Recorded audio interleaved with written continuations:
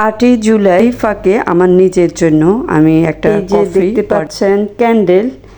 আমাদের প্রিয় মানুষের স্পেশাল দিনগুলিতে সবসময় স্পেশালভাবে আমরা সবাই সারপ্রাইজ দিতে অনেক বেশি পছন্দ করি।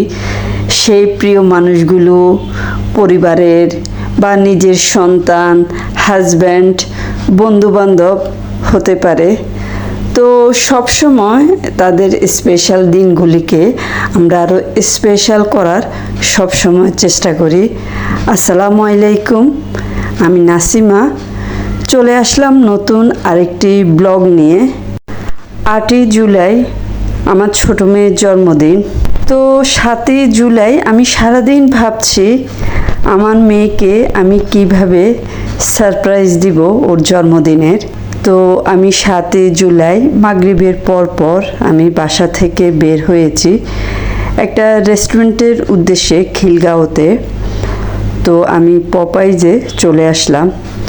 এসে আমার মেয়েরা যেই খাবারগুলি পছন্দ করে ওদের পছন্দের খাবারগুলি আমি অর্ডার করলাম, পিৎজা, কোল্ড কফি।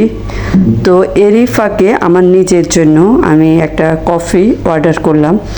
তো আমার খাবারও শেষ, আমার পিৎজা, কোল্ড কফি এগুলিরও প্যাকেট করা হয়ে গিয়েছে। তো আমি এখন রেস্টুরেন্ট থেকে বেরিয়ে পড়লাম। আমি এখন চলে যাব আমার মেয়ের জন্য একটা কেক কিনতে। তো যেহেতু রাত 12টায় আমার ছোট মেয়েকে আমি সারপ্রাইজ দিব, তো একটা কেক কেনার জন্য চলে আসলাম। এই যে কেক পছন্দ করছি যে কোন কেকটা কেনা যায়। এই যে মেয়ের জন্য কেক নিয়ে আমি বাসায় চলে আসলাম।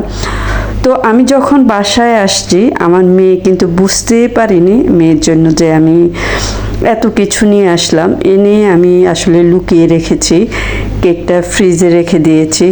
তো অলরেডি যখন রাত 12টা হয়ে গিয়েছে আমরা সবাই গিয়ে মেয়েকে আমরা জন্মদিনের উইশ করলাম।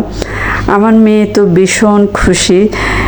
আমার মেয়ে বলে যে আম্মু আমি বুঝতেই পারিনি, আমি মনে করেছি আমার মেয়ে আমাকে বলে যে আমাকে আমার জন্মদিনের কথা সবাই ভুলে গেছে। তো যাক আমরা সবাই মিলে খুব সুন্দর একটা সময় কাটালাম।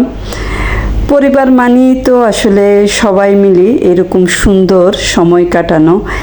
আর এই যে দেখতে পাচ্ছেন ক্যান্ডেল, এই ক্যান্ডেলটা আমার ছোট মেয়েকে ওর ফ্রেন্ড জন্মদিন উপলক্ষে গিফট দিয়েছে।